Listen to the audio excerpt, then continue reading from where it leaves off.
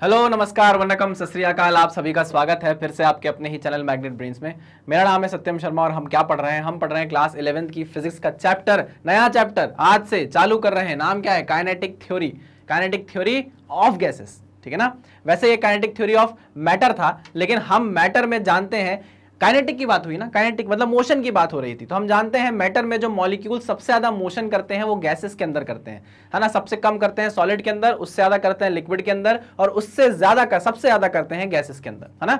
जो मोशन होगा, जो काइनेटिक एनर्जी होगी मॉलिक्यूल्स में, वो किस में होंगी? सबसे ज्यादा गैसेस में। ठीक है ना। तो एक्चुअल में बाद में इसका नाम जाके कंप्लीट क्या हुआ? Kinetic theory of gases. बस शुरुआत किससे हुई थी? काइनेटिक थ्योरी ऑफ मैटर से। देखिए कहानी बहुत लंबी है, कहानी पर हम ज्यादा डिस्कशन नहीं करेंगे, है ना। कि पहले डाल्टन साहब आए, डाल्टन साहब ने कुछ काम किया, 70 साल 75 साल बाद दो लोग और आए जो मैक्सवेल और बोल्ट्जमैन के नाम से जाने गए, जिनने और ज्यादा बहुत ज्यादा काम किया और बेसिकली थ्योरी बनाई पूरी की पूरी काइनेटिक थ्योरी ऑफ गैसेस की।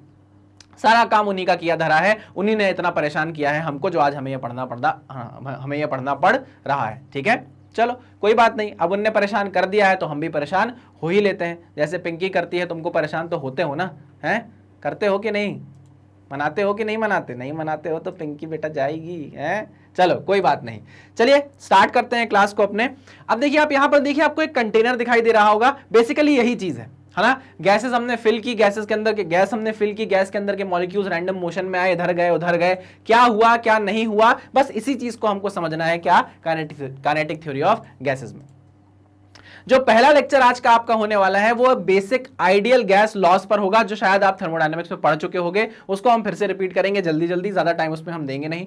हाँ, ये चैप्टर ऐसा है जिसमें हमको बहुत ज्यादा टाइम इन्वेस्ट करने की जरूरत नहीं है। जितनी काम की चीजें हैं वही चीज हम क्या करेंगे? पढ़ेंगे। ठीक है ना। बहुत ज्यादा पढ़ेंगे, बहुत ज्यादा अगर आप पढ़ने की कोशिश करोगे तो कंफ्यूज आ जाओगे इस पर्टिकुलर चैप्टर में। इस पर्टिकुलर चैप्टर में देखो, मोलर स्पेसिफिक हीट और स्पेसिफिक हीट की भी बात हमको करनी पड़ेगी, बट वो मैं थर्मोडायनेमिक्स में ऑलरेडी कर चुका हूं, तो आप जाकर थर्मोडायनेमिक्स के लेक्चर देख सकते हो और वहां पर ये चीजें आपको समझ में आ जाएंगी, है ना।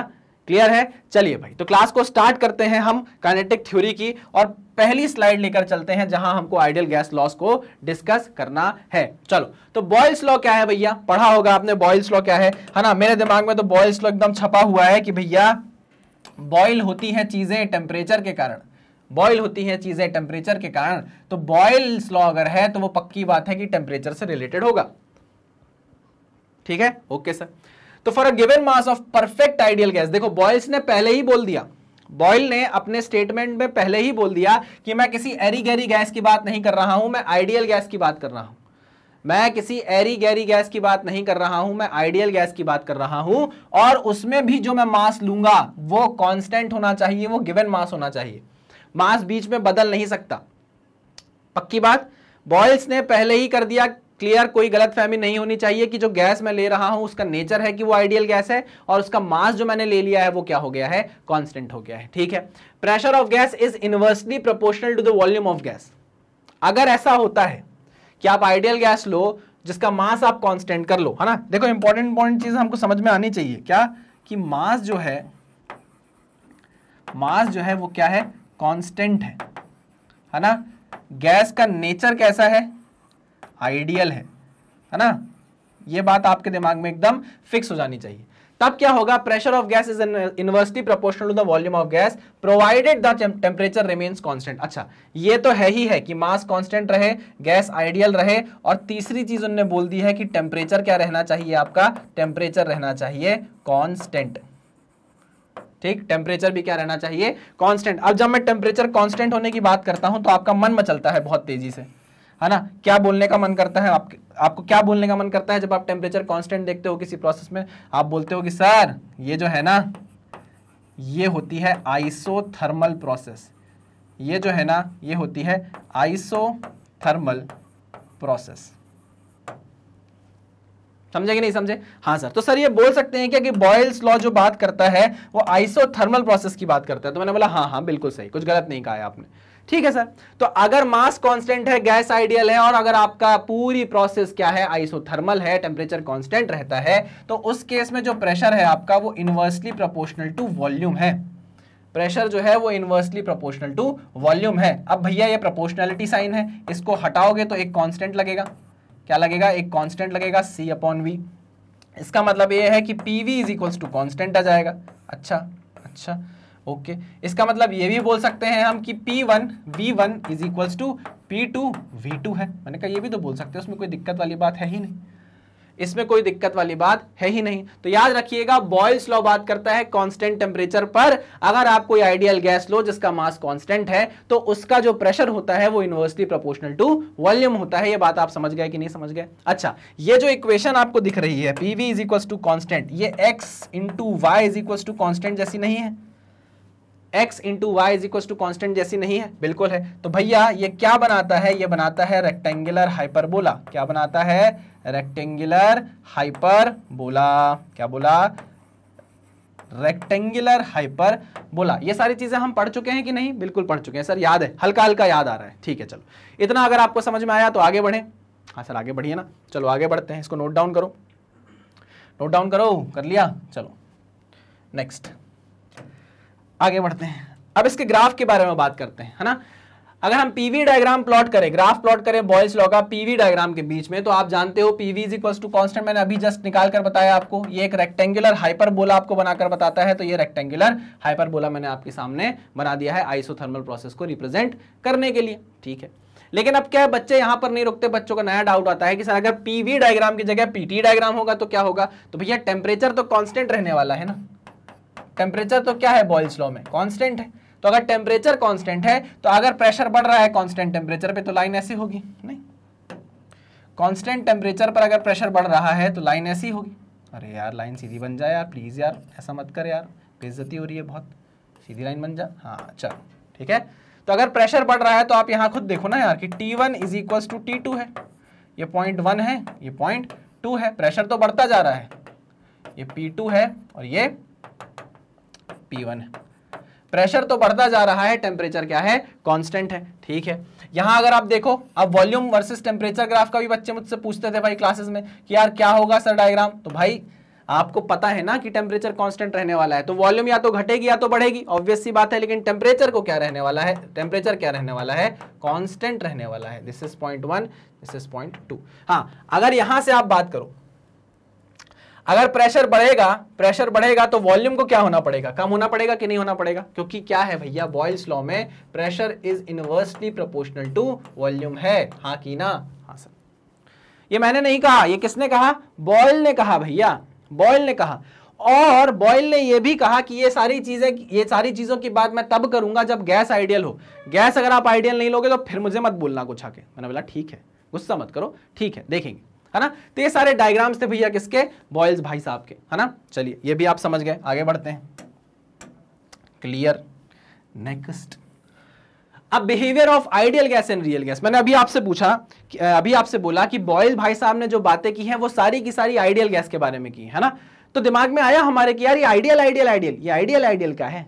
ये आइडियल क्या है? ये आइडियल। तो बॉयल भाई साहब ने बोला कि यार सुनो ना, गैसेस ना आइडियल भी होती हैं और गैसेस रियल भी होती हैं।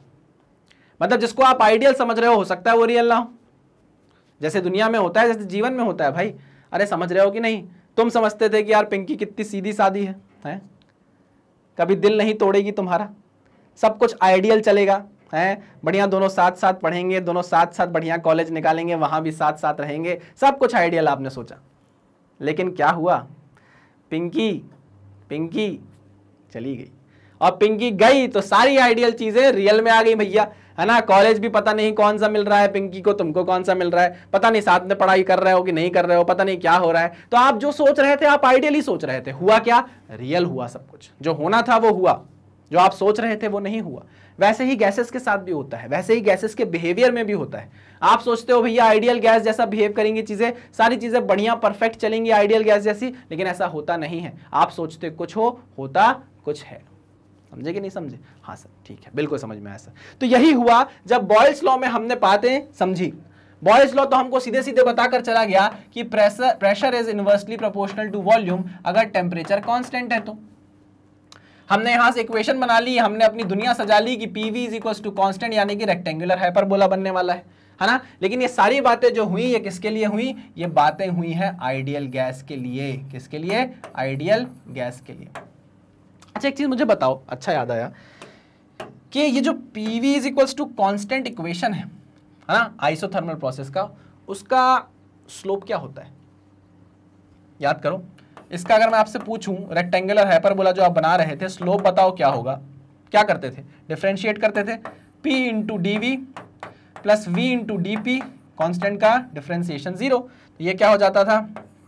dp by d v is equals to minus minus p by v. होता था कि नहीं होता था? बिल्कुल होता था। अरे होता था कि नहीं होता था? बिल्कुल होता था। ये देखो हो गया, dp by d v is equals to minus p by v. This is the slope of isothermal process या रेक्टेंगुलर हाइपरबोला जो बनता है उसका। अच्छा, ये स्लोप बदलता रहेगा, प्रेशर और वॉल्यूम की वैल्यू पर डिपेंड करता है। ये जो स्लोप है ये प्रेशर और वॉल्यूम की जो वैल्यू है उसके रेशो पर डिपेंड करता है, लगातार बदलता रहता है। ठीक है ना? तो चलिए आगे बढ़ते हैं, ध्यान से सुनिएगा जो मैं अब आपको बताने वाला हूं। हमने बढ़िया तरीके से समझ लिया था कि भाई रेक्टेंगुलर हाइपरबोला बनेगा, समझ लिया था कि नहीं? हाँ सर। मान लीजिए ये T1 टेम्परेचर है। कौन सा टेम्परेचर है? T1 टेम्परेचर है। ठीक ओके, एक डायग्राम और बनाता हूं मैं। एक और मैंने बनाया भाई डायग्राम, ये अरे अच्छा नहीं बना। एक और डायग्राम मैंने बनाया, ये बनाइए। इसका टेम्परेचर है T2। मुझे बताओ, बस पहला क्वेश्चन और आखिरी क्वेश्चन मेरा आपसे, इसके बाद मैं आपसे क्वेश्चन ही नहीं करूंगा। मुझे बताओ कौन सा टेम्परेचर बड़ा है, T1 बड़ा है कि T2 बड़ा है? सर ये भी कोई पूछने वाली बात है क्या? ये तो आपने हमें पढ़ाया था थर्मोडायनेमिक्स में। यहां पर सर जो T2 टेम्परेचर है वो T1 से बड़ा है। अच्छा सही है, बढ़िया है, तुमको पता है, सारी चीजें पता है तुमको, ठीक है।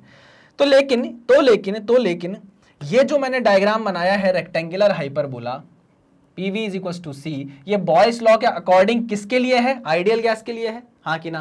किसके लिए है ये? आइडियल गैस के लिए है। तो चलो मैं यहां लिखता हूं इसको, this is for ideal gas, this is for ideal gas.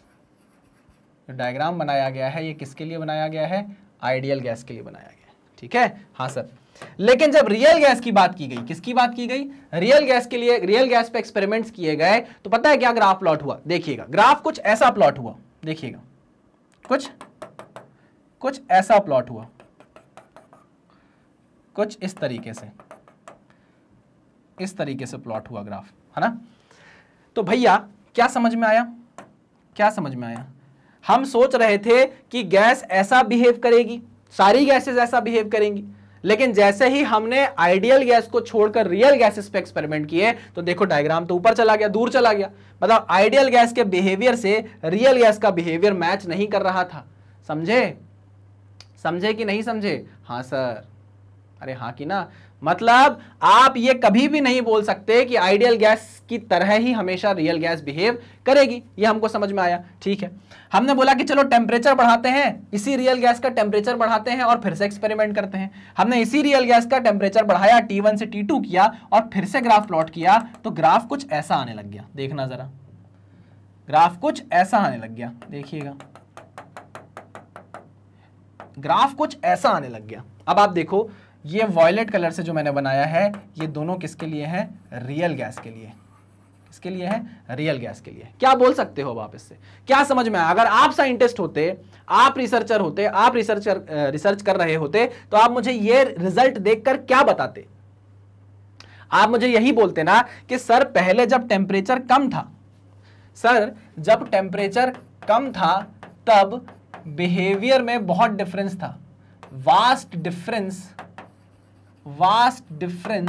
in the behavior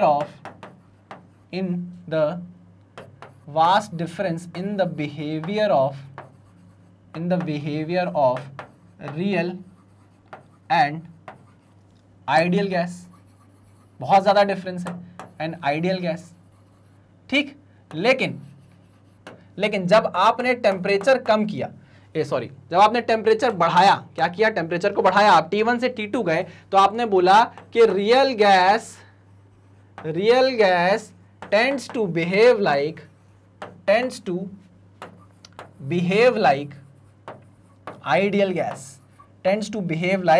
ideal gas. मेरी बात समझे कि नहीं समझे? ये मैं नहीं कह रहा, ये आपने कहा ना। मैंने अभी आपसे पूछा कि अगर आप साइंटिस्ट होते तो ये डायग्राम देखकर क्या बताते? तो आपने बोला कि जब टेम्परेचर कम था तब दोनों के बिहेवियर में अच्छा खासा डिफरेंस था, लेकिन जब आपने टेम्परेचर बढ़ा दिया तो देखिए दोनों के बिहेवियर में ज्यादा डिफरेंस नहीं है। मतलब रियल गैस कैसा बिहेव करने लग गई है? आइडियल गैस जैसा। कब? जब टेम्परेचर ज्यादा था। तो यहां से एक इंपॉर्टेंट पॉइंट निकल कर आया, यहां से एक इंपॉर्टेंट पॉइंट निकल कर आया, एट हाई टेम्परेचर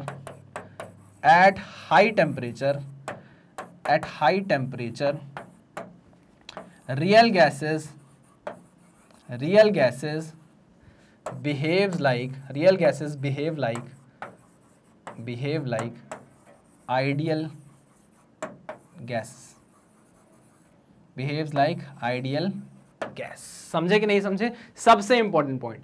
इसलिए आप कई बुक्स में लिखा देखोगे कि जो बॉयल्स लॉ होते हैं, जो आइडियल गैस लॉज होते हैं, वो तभी ज्यादातर वैलिड होते हैं जब उसे हाई टेम्परेचर पर अप्लाई किया जाए, क्योंकि हाई टेम्परेचर पे सारी गैसेस ऑलमोस्ट रियल गैसेस जैसा बिहेव करने लगती हैं। यहां पर एक कंडीशन और है, मुझे कमेंट बॉक्स में अभी बताओ लिखकर वीडियो को पॉज करके, कि प्रेशर के बारे में आप क्या बोल सकते हो, प्रेशर कैसा होना चाहिए अगर आपको एक रियल गैस को आइडियल गैस जैसा बिहेव करवाना है। तो आगे जाके मैं बताऊंगा, अभी आप लेकिन यहां पॉज करो वीडियो को और बताइए अगर आपको पता है तो बहुत अच्छा लगेगा मुझे, क्योंकि मैंने पढ़ाया है पहले। ठीक है, तो नई बात हमको पता चली, आपने खुद निकाली किससे? एक्सपेरिमेंट से। तो यहां हम देख रहे हैं कि there is a difference between ideal gas, behaviour of ideal gas and real gas, और वो किस पर डिपेंडेंट है? टेम्परेचर पर डिपेंडेंट है। टेम्परेचर बढ़ाओ, खुद जान जाओ। ठीक है, चलिए भाई, तो ये हमको समझ में आ गया। आगे बढ़े, चलिए आगे बढ़ते हैं, इसको नोट डाउन करिए, आगे बढ़ते हैं। बहुत सारी चीजें मैंने बता दी हैं इसमें आपको। चलिए क्लियर, बढ़िया बढ़िया बढ़िया, क्लियर। चलो आगे बढ़ते हैं। नेक्स्ट, अच्छा क्वेश्चन आ गया, for Boyle's law to hold gas should be, for Boyle's law to hold the gas should be, gas कैसी होनी चाहिए अगर आपको बॉयल्स लॉ को होल्ड कराना है? तो perfect and of constant mass and temperature, real and of constant mass and temperature, perfect and constant temperature and variable mass, ये तो हो ही नहीं सकता। अच्छा, real and at constant temperature but variable mass, variable mass कैसे हो सकता है? Real and of constant mass and temperature ये हो सकता है, या perfect and of constant mass and temperature? तो ये सबसे ज्यादा सही ऑप्शन है। अगर यहां हाई टेम्परेचर होता, वेरी हाई टेम्परेचर, तो हम इस ऑप्शन को भी सही बोल सकते थे। ठीक है, चलिए कोई बात नहीं, ये आप समझ गए, डाउट सारे हमारे दिमाग के क्लियर हो चुके हैं। आइए नेक्स्ट क्वेश्चन पे चलते हैं। अब आ गया भाई आपका चार्ल्स लॉ, ये भी मैंने आपको पढ़ाया है। चार्ल्स लॉ किसके लिए होता है? चार्ल्स लॉ किसके लिए होता है? चार्ल्स लॉ होता है कांस्टेंट प्रेशर के लिए। याद करो, मैंने आपको पढ़ाया है, चार्ल्स लॉ होता है कांस्टेंट प्रेशर के लिए। ठीक है ना, चलो वेरी गुड। आइए, for a given mass of पर, यहां भी इसने साफ साफ बोल दिया कि आपका जो मास है वो कांस्टेंट होना चाहिए, और गैस कैसी होनी चाहिए? आइडियल होनी चाहिए। हम भैया नहीं तो हमारे ऊपर मत आना, हमसे बात करने आप मत आना अगर आपके पास आइडियल गैस नहीं है और उसका मास कांस्टेंट नहीं है तो। ठीक है, okay. Volume of gas is directly proportional to the absolute temperature of gas provided the pressure remains constant। क्या बोला भैया? उनने ये बोला साफ साफ, ज्यादा बात नहीं करते थे वो लोग, सीधी सीधी बात ये बोलते थे कि अगर मास कांस्टेंट है, अगर मास कांस्टेंट है, गैस आइडियल है, मास कांस्टेंट है, गैस आइडियल है, और प्रेशर कांस्टेंट है, और क्या है भाई? प्रेशर कांस्टेंट है,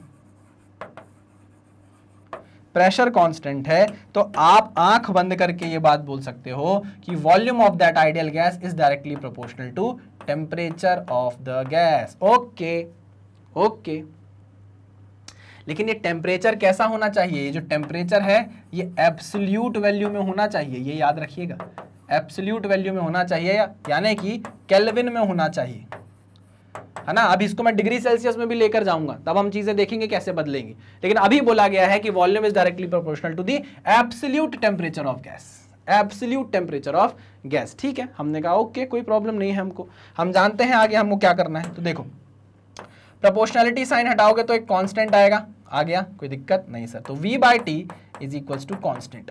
ठीक है, ये जो इक्वेशन है, ये जो इक्वेशन है, कैसी इक्वेशन है? ये इक्वेशन जो है ये कैसी इक्वेशन है? स्ट्रेट लाइन इक्वेशन है। ठीक है सर, यहां से हम और क्या बोल सकते हैं? हम बोल सकते हैं V1/T1 is equals to V2/T2। कोई दिक्कत, कोई परेशानी नहीं सर? कोई परेशानी नहीं है। ठीक है, हाँ सर, तो इसका यूज हम कर चुके हैं, है ना। क्वेश्चंस भी हमने सॉल्व किए हैं थर्मोडायनेमिक्स में, आपने वहां अगर लेक्चर देखा होगा तो आपको याद आ गया होगा कि हाँ सर हमने ऐसा कुछ किया है वहां पर। एब्सोल्यूट टेम्परेचर है, ये याद रखना, प्रेशर कांस्टेंट है, ये याद रखना, गैस आइडियल है, ये याद रखना, मास कांस्टेंट है, ये याद रखना। ठीक है, चलिए ग्राफ की तरफ चलें। हाँ सर चलिए ना, बिल्कुल चलिए सर ग्राफ की तरफ। चलो तो उसको मिटा दूं? मिटा दीजिए सर। आगे बढ़ते हैं। चार्ल्स लॉ में अगर हम ग्राफ की बात करें, ग्राफ्स फॉर चार्ल्स लॉ, देखो वीटी डायग्राम अगर हम बनाते हैं तो वीटी डायग्राम में हमारा जो बनता है लाइन बनती है स्ट्रेट लाइन। कैसी लाइन बनती है भाई? Straight line, straight line, straight line. ठीक है सर, ओके। इसका स्लोप कितना होगा भाई इस स्ट्रेट लाइन का? ये आइडियल गैस है ना, याद रखना, आइडियल गैस के लिए बनाया मैंने, ये आइडियल गैस के लिए बनाया है, ये जो भी बनाया है मैंने ना, ये आइडियल गैस के लिए बनाया है। ठीक है ना, v is directly proportional to t। इसका स्लोप कितना है? स्लोप 1 है सर, है ना सर। ओरिजिन से पास हो रहा है तो पक्की बात है सर थीटा 45 डिग्री होगा, स्लोप 1 होगा। बिल्कुल सही कह रहे हो यार, आप लोग तो ज्ञानी लोग हो, ऐसा होता है ना, सही बोल रहे हो ना? अरे एकदम बेकार बात है ये। जरूरी है क्या कि ओरिजिन से अगर स्ट्रेट लाइन जा रही है तो उसका स्लोप 1 ही होगा, थीटा 45 ही होगा? अरे भैया एग्जाम्पल्स लेके दिमाग में जब भी चीजें आया करें ना, उसको एकदम एग्जाम्पल लेके सॉल्व किया करो। मान लो ये आपके पास एक y वर्सेस x है, ठीक है ना, एक लाइन ऐसी निकली, एक लाइन ऐसी निकली, एक लाइन ऐसी निकली, तीनों ही स्ट्रेट लाइन है, तीनों का स्लोप 1 है क्या? तीनों ही तो ओरिजिन से पास हो रही है, तीनों का एंगल 45 डिग्री है क्या? नहीं है x से। तो यहाँ पर स्लोप क्या है? अलग अलग है भैया, स्लोप 1 थोड़ी नहीं है। हाँ सर समझ में आ गया, ठीक है ठीक है ठीक। तो मैं वही पूछ रहा हूँ कि बताओ इसका स्लोप क्या होगा? चार्ल्स लॉ में हम कैसे निकालेंगे slope? v is directly proportional to t है बाबा, v is directly proportional to t है, बताओ। ओहो याद नहीं है, याद करो equation, ideal gas equation, PV is equals to nRT। याद है कि नहीं? प्रेशर क्या है? कांस्टेंट है। चार्ल्स लॉ में प्रेशर क्या होता है? कांस्टेंट है। तो आप क्या करो, उसको पार्शियली डिफरेंशिएट करो। अब प्रेशर कांस्टेंट है तो डिफरेंशिएशन में नहीं जाएगा, वो तो कांस्टेंट होने के कारण बाहर रह जाएगा। ये डिफरेंशिएट होगा, dV is equals to n constant R constant dt। तो dV बाई dt, स्लोप पूछा था ना आपसे मैंने, स्लोप पूछा था ना मैंने, dV बाई dt बताओ कितना होगा? तो dV by dt is nR by p, nR by p। इस पर नीट में आया हुआ एक क्वेश्चन भी है, शायद आपको मैंने दिया है, आगे पता चलेगा।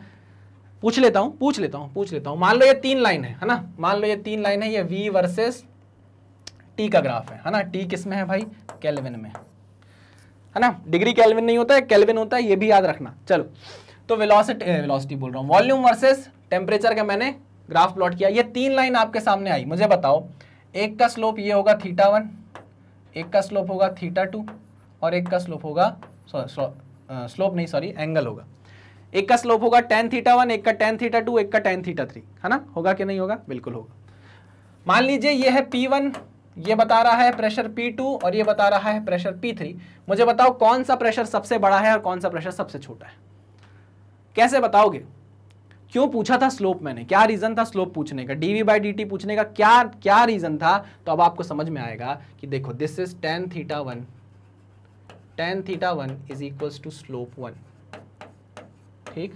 चलो, tan θ2 is equals to slope 2, ठीक है sir. tan θ3 is equals to slope 3। मानते हो कि नहीं मानते? Slope 1, slope 2, slope 3। कौन सी स्लोप सबसे ज्यादा है? कौन सी स्लोप सबसे ज्यादा है? तो आप बोलोगे सर P3 वाली स्लोप सबसे ज्यादा है ना। ये P3 के लिए होगी, ये P2 के लिए होगी और ये P1 के लिए होगी, है ना। स्लोप सबसे ज्यादा कौन सी है? स्लोप सबसे ज्यादा सर 3 की है। तो मतलब slope 3 is greater than slope 2 is greater than slope 1, है ना। हाँ सर ठीक है। अब आ जाओ जरा इधर, ये देखो, ये क्या है? स्लोप है। ये क्या है? स्लोप है। Slope is equals to dV by dt, यानी tan θ is equals to nR by p। तो जिसका स्लोप ज्यादा होगा उसके लिए प्रेशर की वैल्यू क्या होनी चाहिए? कम होनी चाहिए। दिख रहा है साफ साफ, जिसका स्लोप ज्यादा उसके लिए प्रेशर की वैल्यू कम। तो भाई स्लोप 3 का सबसे ज्यादा है तो उसके लिए प्रेशर की वैल्यू सबसे कम होने वाली है। इसका मतलब यह है कि P3 सबसे कम होगा, उसके बाद P2 होगा और सबसे बड़ा प्रेशर होने वाला है P1, क्योंकि सबसे कम स्लोप किसकी है? 1 की है। ये देखो, आई बात समझ में? इसलिए बोल रहा था कि यहाँ ये सारी चीजें आपको पता होनी चाहिए। छोटे छोटे क्वेश्चन आ जाते हैं, फिर आपको वो बनते नहीं है क्योंकि आप ध्यान नहीं देते हो इन सारी चीजों पर। क्लियर बात है कि नहीं? हाँ सर एकदम क्लियर बात है, पक्की बात, 100%। हाँ सर, इसको नोट डाउन करो, इसको नोट डाउन करो। आगे क्या है भाई हमारे लिए? आगे बिहेवियर ऑफ आइडियल गैस। चलो उसको भी देख लेते हैं, आइए। अब behaviour of ideal gas and real gas की बात करें हम किसमें? चार्ल्स लॉ में, है ना। अब हम चार्ल्स लॉ में बात कर रहे हैं, बॉयल्स में हमने कर ली है, हमको चार्ल्स लॉ में बात करनी है। तो अभी बॉयल्स लॉ से तो हमको पता चल गया भाई साफ साफ एक्सपेरिमेंट से कि टेम्परेचर बढ़ाओगे तो रियल गैस का बिहेवियर आइडियल गैस के आसपास आने लगेगा, लेकिन अगर टेम्परेचर कम रखोगे तो रियल गैस का बिहेवियर आइडियल गैस के बिहेवियर से काफी दूर रहेगा। ये बात आपको समझ में आ गई थी? हाँ सर। तो चलो इसको हटाऊं, इसको हटाऊं, हाँ सर इसको हटा दीजिए। आइए अब जरा बिहेवियर देखते हैं रियल गैस का। मान लीजिए रियल गैस लेकर आया मैं और मैंने उस पर एक्सपेरिमेंट परफॉर्म किया, तो बताओ क्या होगा, और मैंने उसको यहाँ प्लॉट करने की कोशिश की। तो देखो जैसे जैसे आप इधर आगे बढ़ोगे ना तो टेम्परेचर क्या करेगा, बढ़ेगा। टेम्परेचर क्या करने वाला है, बढ़ने वाला है, ठीक है, ये बात आपको पता है। इधर जाओगे तो टेम्परेचर कम है, तो जब टेम्परेचर कम था तो आइडियल गैस से रियल गैस का बिहेवियर इतनी दूर था। जो ग्राफ आइडियल गैस के लिए यहां से चालू हुआ वो रियल गैस के लिए यहां कहीं से चालू होगा, ठीक है, यहां कहीं से चालू होगा, ठीक है। चलो अब जैसे जैसे आप टेम्परेचर बढ़ाते जाओगे ये ग्राफ उठेगा उठेगा उठेगा उठेगा उठेगा और किसके पास भागेगा, ये देखो किधर भाग रहा है, रियल गैस की तरफ भाग रहा है। जैसे जैसे आप टेम्परेचर बढ़ा रहे हो आपका ग्राफ कहां भाग रहा है, आइडियल गैस के बिहेवियर की तरफ भाग रहा है, ठीक है। आई बात समझ में? हाँ सर समझ में आ गई, बिल्कुल समझ में आ गई सर, क्लियर, ओके। अच्छा यहां पर क्या है, टेम्परेचर 0 है, 0 केल्विन है ना, एब्सोल्यूट 0 केल्विन, 0 केल्विन जो अचीवेबल बड़ी मुश्किल से है, हुआ नहीं है आज तक। और यहां पर वॉल्यूम कितनी है भाई, 0 है ना, मतलब एब्सोल्यूट 0 पे आप जब पहुंचोगे तो वॉल्यूम क्या हो जाएगी, 0 हो जाएगी, आपको पता है, ठीक है। चलो तो ये बिहेवियर हो गया भैया किसका, रियल गैस का, as compare to ideal gas. कब, जब आप चार्ल्स लॉ की बात कर रहे हो। किसकी बात कर रहे हो, चार्ल्स लॉ की बात कर रहे हो, ठीक है। कंप्लीट हो गई बातें हमारी? हाँ सर मेरी बातें हैं, सब बातें तुम्हारी, मेरा खुद का कोई किस्सा नहीं। वाह वाह क्या बात है, मिटा दूं? चलो भैया आगे बढ़ते हैं। नेक्स्ट लो भाई न्यूमेरिकल आ गया, वही जो मैंने आपको कराया उसी पर बेस्ड न्यूमेरिकल आपके सामने है। ये शायद नीट का ही क्वेश्चन है, ईयर नहीं लिखा है इसमें, चलिए कोई बात नहीं। In the given VT diagram what is the relation between pressure P1 and P2। लो भाई θ1 θ2 देख लो भाई, साफ साफ आपको दिख रहा है कि tan θ1 is less than tan θ2 है ना। ये tan θ1 क्या बता रहा है, स्लोप बता रहा है ना, क्या बता रहा है, स्लोप बता रहा है। और हम जानते हैं कि dV/dt जो होता है वो होता है NR/P, इनवर्स रिलेशन। तो जिसका स्लोप ज्यादा उसका P कम, slope is inversely proportional to pressure. लो अब बताओ, इसका स्लोप कम है P1 का तो इसकी वैल्यू ज्यादा होने वाली है, तो P1 is greater than P2 ये होना चाहिए, सॉरी ये तो छोटा है, P1 is greater than P2 होना चाहिए, P1 is greater than P2 होना चाहिए। आगे आंसर बड़ा सिंपल सा था। कब सिंपल था, जब ये पता होता, नहीं पता होता तो कुछ समझ नहीं आता, है ना। चलिए भाई वेरी गुड, आगे बढ़ते हैं, clear. Next 4 moles of an ideal gas is at 0 degree. ये क्वेश्चन तो मैंने कराया है, थर्मोडायनेमिक्स का क्वेश्चन है, थर्मोडायनेमिक्स का, है ना। पॉज करो, उसको सॉल्व करने की कोशिश करो, फिर मैं कराऊंगा। किया सॉल्व करके देखा, कमेंट किया, क्या आंसर आया? चलो करते हैं, थर्मोडायनेमिक्स का कंसेप्ट लगाएंगे। ये मत बोलना कि सर काइनेटिक थ्योरी पढ़ाया नहीं था हमको तो हम कैसे कर लेंगे सर। देखो चार्ल्स लॉ लगाओगे क्योंकि कांस्टेंट प्रेशर बोला है ना, तो सीधे सीधे इक्वेशन ये लगनी है V1/T1 is equals to V2/T2। कोई दिक्कत कोई परेशानी नहीं सर। 4 मोल था आपके पास, है ना, 4 मोल को आपने क्या किया है, हीट किया है एट कांस्टेंट प्रेशर। इसको आपने क्या किया है, हीट किया है कांस्टेंट प्रेशर पे, है ना। चलो ओके, कोई दिक्कत कोई परेशानी नहीं सर। तो चलो इनिशियल टेम्परेचर कितना दिया है, 0 डिग्री सेल्सियस, लेकिन हमको केल्विन से मतलब है तो हम इसको केल्विन में चेंज करेंगे, 273 केल्विन। फाइनल टेम्परेचर हीट करने के बाद कितना हो गया वो हमें देखना है। चलिए आइए देखते हैं। इनिशियल वॉल्यूम मान लिया V है, इनिशियल टेम्परेचर हमने निकाल लिया है 273 केल्विन है। फाइनल वॉल्यूम V2 क्या है भाई, is heated to double its volume, मतलब ट्वाइस ऑफ V हो गया। अब आपको T2 पता करना है, T2 पता करना है, ठीक है ना। तो ये V से V क्या कर गया, कट गया, तो T2 कितना आ गया, 273 इंटू 2, 273 इंटू 2 यानी कि कितना, 546 केल्विन, ठीक है। चलिए वेरी गुड, 546 केल्विन। कोई दिक्कत कोई परेशानी नहीं सर, बहुत आसान सा क्वेश्चन था। चलिए बढ़िया है, फिर तो नोट डाउन करिए, आगे बढ़ते हैं, क्लियर। चलो next, Charles law when temperature is in degree Celsius. ये क्या है भाई, ये कौन सी नई चीज है? अच्छा ओके ओके ओके, समझ में आया मुझे। अभी तक आप ये बोल रहे थे चार्ल्स लॉ में कि V is directly proportional to T, जब टेम्परेचर आपका किस में था, जब टेम्परेचर आपका केल्विन में था। लेकिन अगर आपसे पूछा जाए कभी कि भाई V अगर टेम्परेचर डिग्री सेल्सियस में है, अगर टेम्परेचर डिग्री सेल्सियस में है, if temperature is in degree Celsius, तो क्या फिर भी volume directly proportional to temperature होगा? ऐसा पूछा गया आपसे, ऐसा होगा क्या? दिमाग में क्वेश्चन आया, उसके लिए ये मैंने स्लाइड आपके सामने लेकर आई है। जरा स्टेटमेंट पढ़ते हैं। For each degree rise in temperature in Celsius, अब आप वॉल्यूम का डिग्री सेल्सियस के साथ रिलेशनशिप सेटअप कर रहे हो, है ना? ये मत बोल देना कि हाँ सर केल्विन में होता है तो डिग्री सेल्सियस में भी होता होगा, तो सीधे सीधे लाइन बन जाएगी। अभी तक आपने जो देखा था वॉल्यूम वर्सेस टेम्परेचर का जो ग्राफ देखा था जो केल्विन में था, वो कुछ ऐसा बना था, है ना? लेकिन आप ये नहीं बोल सकते कि अगर ये टेम्परेचर डिग्री सेल्सियस में है तो भी ग्राफ ऐसा बनेगा, तब ये चीज सही नहीं होगी, कंफ्यूज ही आ जाओगे। ये जानना जरूरी है डिफरेंस, इसलिए मैं आपको ये चीज समझा रहा हूं, जरा ध्यान से देखिएगा। For each degree rise in temperature, अब आप क्या कर रहे हो, each degree rise in temperature in degree Celsius. अब आप डिग्री सेल्सियस में टेम्परेचर एक सेल्सियस बढ़ाकर देख रहे हो कि वॉल्यूम ऑफ गिवन मास में क्या चेंज आ रहा है, ठीक है? तो हमने देखा था volume of given mass of the gas increases by 1/273 of its volume at 0 degree Celsius, अगर प्रेशर कांस्टेंट है। चार्ल्स लॉ की बात की गई थी, तो प्रेशर कांस्टेंट है। क्या समझे अंग्रेजी से? फिर समझाता हूं। For each degree rise in temperature in Celsius, the volume of given mass of gas increases by 273 of its volume at 0 degree Celsius. समझने की कोशिश करना, फॉर्मूला बना रहा हूं। V 0 डिग्री सेल्सियस पर is equals to V naught है, मान लिया, ठीक है ना? 0 डिग्री सेल्सियस पर वॉल्यूम कितना है मान लिया गैस का हमने, V नॉट है, ठीक। अब आप each डिग्री सेल्सियस क्या कर रहे हो, टेम्परेचर बढ़ा रहे हो, टेम्परेचर बढ़ाते जा रहे हो, ठीक है ना? तो V T डिग्री सेल्सियस, किसी भी T टेम्परेचर पर जो वॉल्यूम होगा वो होगा जो 0 डिग्री सेल्सियस पर वॉल्यूम था उससे कितना ज्यादा, उससे 1/273 टाइम्स ज्यादा, यानी कि 0 डिग्री सेल्सियस पे कितना था, V नॉट था कि ना? इससे कितना ज्यादा हुआ, समझने की कोशिश करना भैया, फिर से बताता हूं।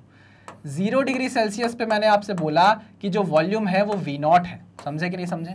हाँ समझे सर। अब क्या हो रहा है जरा समझना, मैं बोल रहा हूं मुझे किसी T डिग्री सेल्सियस पे बताओ वॉल्यूम कितना है। अगर T डिग्री सेल्सियस पर आपको वॉल्यूम जानना है तो आप बोलोगे वो होगा वॉल्यूम जो 0 डिग्री सेल्सियस पे था उससे कितना ज्यादा, उससे कितना ज्यादा, उससे 1/273 टाइम्स ज्यादा, जितना टेम्परेचर आप बढ़ा रहे हो। समझे कि नहीं समझे? अरे हाँ कि ना? क्या बोला, फिर से समझाता हूं। अगर आपको बोला जाएगा कि भैया किसी T डिग्री सेल्सियस पर वॉल्यूम बताओ, यहां पर तो आपको पता है 0 डिग्री सेल्सियस पे V नॉट है, लेकिन मुझे 0 पे नहीं चाहिए, मुझे किसी T टेम्परेचर पे चाहिए, और वो भी किस में होना चाहिए, डिग्री सेल्सियस में। तो वो क्या होगा, वो जो 0 डिग्री सेल्सियस पे आपका वॉल्यूम था उससे कितना ज्यादा होगा, उससे कितना ज्यादा होगा, उससे 1/273 टाइम्स ज्यादा होगा जिस भी टेम्परेचर पर आप जा रहे हो, जिस भी टेम्परेचर पर आप देखना चाह रहे हो। समझे कि नहीं समझे? नहीं समझे सर, अभी समझ में आएगा। 0 डिग्री सेल्सियस पे देखा था, चलो मैं अब आपसे पूछ रहा हूं कि 1 डिग्री सेल्सियस पर बताओ कितना होगा। तो आप बोलोगे शुरू में जो था 0 डिग्री सेल्सियस पे वो तो रहेगा ही रहेगा, प्लस उसका 273 टाइम्स बढ़ जाएगा, किस टेम्परेचर पे देख रहे हो आप, 1 डिग्री सेल्सियस पे। आई मेरी बात समझ में? स्टेटमेंट पढ़ता हूं। For each degree rise in temperature in Celsius the volume of given mass of gas increases by 1/273 of its volume at 0 degree Celsius. आई मेरी बात समझ में कि नहीं? हाँ सर।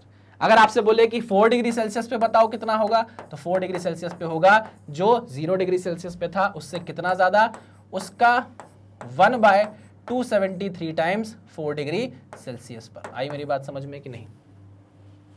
आई मेरी बात समझ में कि नहीं? देखो इस बार इसको ध्यान से।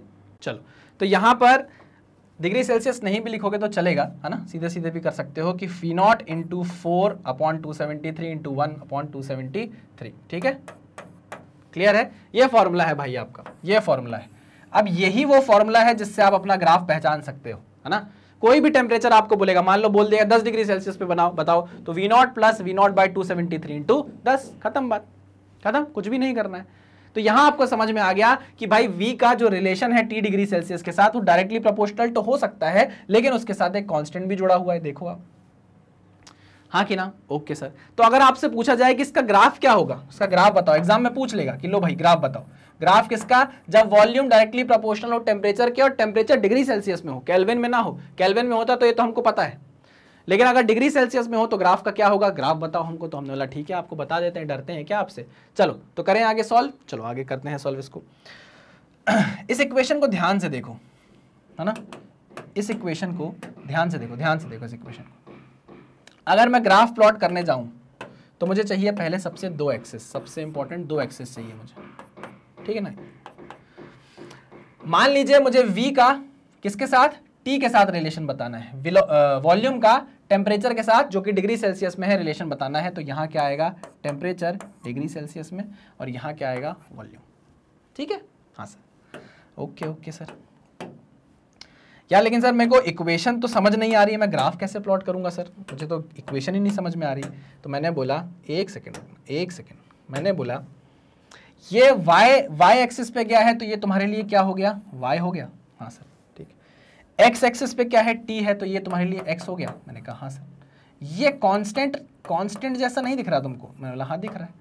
तो इस इक्वेशन को अगर मैं तोड़ मरोड़ कर लिखूं तो ऐसे लिख सकता हूं क्या, v is equal to v0 by 273 into T plus v0। ऐसा नहीं लिख सकता क्या, लिख सकते हैं सर, बिल्कुल लिख सकते हैं। तो ये जो इक्वेशन है आपको ध्यान से देखना, बहुत ध्यान से, y is equals to m x plus c जैसी नहीं लग रही, y is equals to m x plus c जैसी नहीं लग रही, जिसमें ये प्लस सी है, मतलब y का इंटरसेप्ट आपको दिया हुआ है, v0 क्या है, y का इंटरसेप्ट आपको दिया हुआ है। हाँ सर लग तो रही है यार सर। अब तो क्या आपको इस इक्वेशन की लाइन बनाते नहीं आएगा क्या, y is equals to m x plus c की लाइन बनाते नहीं आएगा क्या, बिल्कुल आएगा सर। ये देखिए सर, ऐसी लाइन बनेगी इसकी, ऐसी लाइन बनेगी सर, जिसमें ये जो इंटरसेप्ट है ये क्या है sir, this is v0, very good, this is v0। और सर इस लाइन का जो स्लोप है, ये जो थीटा है, मैं बोलूँगा tan थीटा जो है, इस लाइन का जो tan थीटा है सर, m क्या होता है, m इज द स्लोप, वो कितना होगा सर, v0 अपॉन 273। मैंने कहा बिल्कुल सही जवाब, बढ़िया बन गई। आपसे जो उसने रिलेशन पूछा था कि बताओ कि जब चार्ल्स लॉ, जब प्रेशर कांस्टेंट रहेगा और जब प्रेशर कांस्टेंट रहेगा तो आपकी वॉल्यूम का रिलेशन टेम्परेचर के साथ क्या होगा अगर टेम्परेचर डिग्री सेल्सियस में है, तो ये रिलेशन है, ये उसका ग्राफ है आपके आंखों के सामने, आपकी आंखों के सामने। समझ में आई बात, इसको थोड़ा सा और अच्छे समझते हैं और आगे समझते हैं। आगे बढ़ूं मैं, हाँ सर प्लीज बढ़िए ना सर, कोई बात है क्या आपके लिए यार। हाँ यहाँ पे ऐसा ऑप्शन भी होना चाहिए कि अगर मुझे ग्राफ चाहिए तो मैं इसको ऐसे करके ऐसे कॉपी करूँ, कट करूँ, यहाँ से उठा के इधर ले आऊँ तो ये यहाँ पर आ जाए, क्यों, है ना, दोबारा बनाने की जरूरत नहीं पड़ेगी। कितना शानदार रहेगा सब। चलो ग्राफ फिर से दिखा रहा हूँ आपको, ये है वॉल्यूम, ये है टेम्परेचर डिग्री सेल्सियस में, ठीक है, ये है टेम्परेचर डिग्री सेल्सियस में। चलिए चलिए चलिए चलिए चलिए छोड़िए, चलिए चलिए छोड़िए, चलिए चलिए छोड़िए, चलो ठीक है, ओके आगे बढ़ते हैं। तो हमने यहाँ पे डायग्राम बनाया था ऐसा कुछ, है ना, और यहाँ पर ये जो था ये इंटरसेप्ट था कितना, v0 का, यहाँ पर स्लोप कितनी थी, इस लाइन की स्लोप थी भैया theta, tan theta is equals to v0 upon 273, यही थी, है ना। तो मुझे बताओ कि इस लाइन को मैं आगे ले जा सकता हूँ क्या, ऐसे आगे आगे आगे आगे एक्सटेंड कर सकता हूँ क्या, हाँ सर कर सकते हो, तो पूरी लाइन है ना, एक्सटेंड तो कर सकते हो। अच्छा अगर मैंने लाइन एक्सटेंड करी तो यहाँ पर तो आकर टेम्परेचर नेगेटिव हो रहा है, तो टेम्परेचर नेगेटिव हो सकता है क्या सर, देखिए डिग्री सेल्सियस का टेम्परेचर है तो नेगेटिव हो सकता है, अगर केल्विन का होता तो नहीं हो पाता, क्योंकि केल्विन में तो एब्सोल्यूट वैल्यू जीरो ही जाती है, जीरो ही जाती है, जीरो से कम तो जीरो ही अचीवेबल नहीं हुआ अभी तक, तो जीरो से नीचे कैसे जाओगे, कहा तो डिग्री सेल्सियस है सर, तो ये नेगेटिव में टेम्परेचर जा सकता है। अच्छा तो मैंने एक चीज नोटिस की कि जब मैं इस लाइन को आगे बढ़ाता हूं और जब ये टेम्परेचर एक्सिस को कट करती है, यहां पर इसका वॉल्यूम तो जीरो हो गया। ओह मतलब आइडियल गैस का वॉल्यूम क्या हो गया, जीरो हो गया। अच्छा बड़ी बात हो गई। किस टेम्परेचर पे हुआ, यहां पे टेम्परेचर जब नोट किया गया तो पता चला कि यहां टेम्परेचर है -273 डिग्री सेल्सियस। अच्छा मतलब इसका क्या हुआ, मतलब केल्विन में ये टेम्परेचर कितना हुआ, -273 प्लस 273 इज 0, तो 0 केल्विन में आप देख रहे हो, मैंने अभी आपको बताया था कि वॉल्यूम ऑफ गैस क्या हो गई है, 0 हो गई है। और इसी टेम्परेचर यानी कि 0 केल्विन पर आपका मॉलिक्यूलर जो मोमेंटम होता है ट्रांसफर, वो भी मॉलिक्यूलर मोशन जो होता है वो भी क्या कर जाता है, सीज कर जाता है। प्रेशर की वैल्यू भी क्या हो जाती है, 0 हो जाती है, खत्म, एंट्रोपी भी यहां पर आकर 0 हो जाती है। ठीक है। लेकिन एब्सोल्यूट अभी तो आपने वो नहीं पढ़ा होगा, थर्मोडायनेमिक्स का एक थर्ड लॉ भी है ना, थर्ड लॉ भी है, उसमें इसी की बात की गई है कि एब्सोल्यूट जीरो अचीव करना बड़ा मुश्किल है, बड़ा मुश्किल है। भले ही आप कितनी भी आइडियलाइज प्रोसेस क्यों ना ले लो, कितनी भी आइडियल प्रोसेस क्यों ना अपना लो, जीरो केल्विन अचीव करना बहुत मुश्किल है। ठीक है, चलो, या इम्पॉसिबल है बोल दो, हाँ बहुत पास तक पहुंच सकते हो लेकिन जीरो पहुंचना इम्पॉसिबल है। चलो क्लियर है, यहां तक बात आपको समझ में आ गई कि अगर आपसे पूछा जाए कि अगर वॉल्यूम का रिलेशन टेम्परेचर के साथ क्या होगा अगर टेम्परेचर डिग्री सेल्सियस में है, तो भाई मैंने रिलेशन भी सेटअप करा दिया है, मैंने ग्राफ भी बनवा दिया है, मैंने दिल भी दे दिया है, मैंने जान भी दे दी है, अब मैं धोखा नहीं खाऊंगा। आपको ये सारी चीजें बनना चाहिए, ठीक है, हाँ कि ना? हाँ सर, पक्का। चलो आगे बढ़े, हाँ सर आगे बढ़िए आगे बढ़िए आगे बढ़िए, क्लियर कर दीजिए इसको, ठीक है, लो क्लियर करता हूँ, इतना सारा मेहनत से लिखो ना मन नहीं करता क्लियर करने का। चलो आगे बढ़ते हैं। ग्राफ तो मैंने आपको बता दिया, अभी ग्राफ आपको बना के बता दिया है ना, वहीं पर सब क्लियर कर दिया था मैंने आपको। तो चलो आगे बढ़ते हैं। तीसरा आइडियल गैस लॉ अब हम देखने जा रहे हैं, जो कि क्या है, एवोगैड्रोस हाइपोथेसिस या एवोगैड्रोस लॉ। सिंपल सा लॉ है, कुछ भी खास बात नहीं करता, कुछ भी तेज बात नहीं करता, बस इतना बोलता है कि अगर आपका प्रेशर और टेम्परेचर कांस्टेंट है, eight constant temperature and pressure, आपके पास अगर कोई आइडियल गैस है या आपके पास अगर कोई गैसेस हैं, आपके पास अगर आइडियल गैसेस है डिफरेंट डिफरेंट टाइप की, डिफरेंट डिफरेंट नाम की, है ना, और उसका प्रेशर और टेम्परेचर कांस्टेंट है, और अगर वो इक्वल वॉल्यूम में है आपके पास, तो उसमें क्या होगा, इक्वल नंबर ऑफ मॉलिक्यूल्स होंगे, यानी कि वॉल्यूम यहां पर डायरेक्टली प्रोपोर्शनल है नंबर ऑफ मॉलिक्यूल्स के। ये आपको शायद स्टेटमेंट से समझ नहीं आया होगा, मैं इसको थोड़ा अलग तरीके से समझाने की कोशिश करता हूं। कैसे? देखिए, मान लीजिए आपके पास यहाँ कार्बन डाइऑक्साइड है, ठीक है ना, एक कंटेनर में कार्बन डाइऑक्साइड है, मान लो 500 ml, ठीक है ना, वॉल्यूम 500 ml, ठीक है ना। फिर एक और डब्बा ले आया मैं, बहुत सारे डब्बे थे मेरे घर में, इसमें ऑक्सीजन है ना, ये भी है 500 ml, इक्वल वॉल्यूम, है ना। फिर मैं ले आया अमोनिया, ले आया चलो NH3, और ये भी ले आया कितना, 500 ml। तीनों गैसेस मैंने मान लिया भैया कि इन तीनों गैसेस का जो वॉल्यूम है वो कितना है, 500 ml है। और एक बात, ये बात पक्की है कि सबका प्रेशर और टेम्परेचर क्या है, बराबर है, कांस्टेंट है, ठीक है, सबका प्रेशर और टेम्परेचर सेम टेम्परेचर और सेम प्रेशर पर है तीनों गैसेस, ठीक है ना, और इनका वॉल्यूम भी क्या है, सेम है। तो अगर नंबर ऑफ मॉलिक्यूल्स की बात की जाए, किसकी बात की जाए, नंबर ऑफ मॉलिक्यूल्स की बात की जाए, मान लो इसमें m नंबर ऑफ मॉलिक्यूल्स हैं, m नंबर ऑफ मॉलिक्यूल्स हैं, तो फिर इसमें भी कितने होंगे, m नंबर ऑफ मॉलिक्यूल्स, इसमें भी कितने होंगे, m नंबर ऑफ मॉलिक्यूल्स। अगर m से नहीं समझना तो x से समझ लो, x नंबर ऑफ मॉलिक्यूल्स होंगे इसमें भी x नंबर ऑफ मॉलिक्यूल्स होंगे, इसमें भी x नंबर ऑफ मॉलिक्यूल्स होंगे। आप स्टेटमेंट पढ़ेंगे, at constant pressure and temperature equal volume of all gases, equal volume of all gases contain equal number of molecules। ठीक है, आई बात समझ में? हाँ सर समझ में आई। चलो दूसरे तरीके से पूछता हूं, मान लीजिए इसी चीज में, मान लीजिए यहां पर कार्बन डाइऑक्साइड है आपके पास 100 ml, नहीं, हाँ चलो 100 ml, ठीक, क्लियर बात है। यहां पर है ऑक्सीजन आपके पास 500 ml, और यहां पर आपके पास अमोनिया है 50 ml। तो नंबर ऑफ मॉलिक्यूल्स के बारे में आप क्या कहानी बोल सकते हो? अगर अमोनिया के पास नंबर ऑफ मॉलिक्यूल्स x हैं, तो बताओ भैया, गैसेस दे दी मैंने इक्वल से कांस्टेंट प्रेशर और टेम्परेचर पे, उनका वॉल्यूम भी आपको बता दिया, लेकिन वॉल्यूम यहां बराबर नहीं है। कैच यही है ना, कैच यही है कि यहां वॉल्यूम बराबर नहीं है। आपसे पूछा जा रहा है नंबर ऑफ मॉलिक्यूल्स बताइए। अगर यहां पर x मॉलिक्यूल है तो देखो ध्यान से समझना, यहां x मॉलिक्यूल है, यहां जो गैस है उसका वॉल्यूम इससे कितना ज्यादा है, 10 टाइम्स ज्यादा है, या भाई 50 का 10 गुना ज्यादा 500 ml हो गया कि नहीं हो गया? हाँ सर। तो अगर मॉलिक्यूल यहाँ x है तो यहाँ कितने हो जाएंगे, यहाँ हो जाएंगे सर 10x। वाह, चला दिमाग? अरे चला दिमाग कि नहीं चला? बिल्कुल चला। ठीक है, आगे बढ़ते हैं। यहाँ इसके बारे में क्या कह सकते हो? सर 50 ml जब वॉल्यूम था तो नंबर ऑफ मॉलिक्यूल्स x थे, अब यहाँ वॉल्यूम डबल हो गया है तो नंबर ऑफ मॉलिक्यूल्स भी क्या हो जाएंगे सर, डबल हो जाएंगे, 2x हो जाएगा इधर। Very good very good very good, बहुत आसान क्वेश्चन, बहुत आसान क्वेश्चन, कुछ भी नहीं था इसमें। स्टेटमेंट पढ़ो, एक बार स्टेटमेंट पढ़ो और जो मैंने आपसे क्वेश्चन किया वो देखो, कोई बड़ी बात नहीं है कि आपको ऐसा ही कुछ क्वेश्चन भी दिख जाए कल के दिन, है ना। नीट में बहुत सारा क्वेश्चन ऐसे आते हैं भाई कि आपको नंबर ऑफ मॉलिक्यूल्स पूछ लेता है, ऐसे वॉल्यूम बता के आपको एवोगैड्रो की हाइपोथेसिस याद रखनी पड़ेगी। चलिए आगे बढ़ते हैं। लो क्वेश्चन आ ही गया है।